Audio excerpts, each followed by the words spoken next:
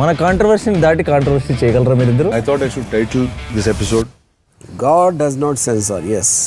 నాకు ఎందుకు సార్ బాబులు చేసేటప్పుడు ఇలాంటి మంచి కామ్ ఆఫీస్ ఎందుకు లేదు మాకు? అప్పుడు డబ్బులు లేదు. బండెనక బండి గట్టి ఈ పాట పాడని వారు, ఈ పాట వినని వారు లేరు. బండి యాదగిరి కుటుంబాన్ని ఈరోజు తెలంగాణ రాష్ట్ర ప్రభుత్వం గౌరవించాలని నిర్ణయం తీసుకున్నది. అదేవిధంగా ఇంతకుముందే సన్మానించుకున్న అందశ్రీ గురించి నేను కొత్తగా చెప్పవలసిన అవసరం లేదు. అదేవిధంగా గోరెటి వెంకన్న, అదేవిధంగా సుద్దాల అశోక్ తేజ, అదేవిధంగా జయరాజ్, అదేవిధంగా పాశం యాదగిరి, అదేవిధంగా ఎక్క యాదగిరిరావు గారు ఈరోజు మనం నివాళులు అర్పించే అమరవీరుల స్తూపాన్ని ఎక్క యాదగిరిరావు గారే తీర్చిదిద్దిండ్రు. ఈ 9 మంది కవులను, కళాకారులను తెలంగాణ రాష్ట్ర ప్రభుత్వం గుర్తించడమే కాకుండా వారికి ఫ్యూచర్ సిటీలో 300 గజాల ఇంటి స్థలాన్ని ఇవ్వడమే కాకుండా ₹1 కోటి నగదు ఇవ్వడం ద్వారా ఒక తామర పత్రాన్ని తెలంగాణ రాష్ట్ర ప్రభుత్వం ద్వారా వారికి ఇవ్వడం, భవిష్యత్ తరాలు వాళ్ళ మనుమలు ములి మనుమనులు ఆ తామర పత్రాన్ని చూసి తెలంగాణ రాష్ట్ర ప్రభుత్వం వాళ్ళ కుటుంబ సభ్యులను గుర్తించింది. తెలంగాణ ఉద్యమంలో వారి త్యాగం, వారి పోరాటం ఎంతో స్ఫూర్తిని నింపింది అని చెప్పి ఈ 9 మంది కవులను, కళాకారులను తెలంగాణ రాష్ట్ర ప్రభుత్వం గుర్తించి సన్మానించాలనుకుంటుంది.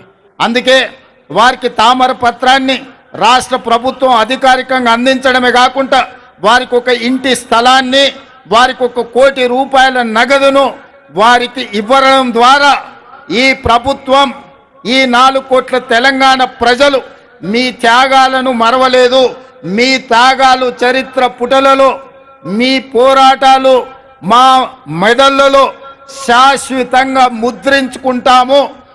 మిమ్మల్ని గుండెల్లో పెట్టి చూసుకోవడమే కాదు, 4 కోట్ల తెలంగాణ ప్రజలు, తెలంగాణ రాష్ట్ర ఆకాంక్ష ఉన్న ప్రతి వాడు మిమ్మల్ని భుజాల మీద మోస్తారు అనే ఒక సందేశాన్ని అందించడం కోసమే ఈరోజు వీళ్ళను గుర్తించడం జరిగింది.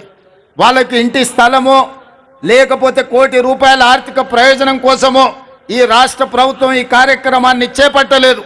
4 కోట్ల తెలంగాణ ప్రజలు మీ త్యాగాన్ని, మీ సర్వం వడ్డడం వల్ల ఈరోజు తెలంగాణ రాష్ట్రం వచ్చింది.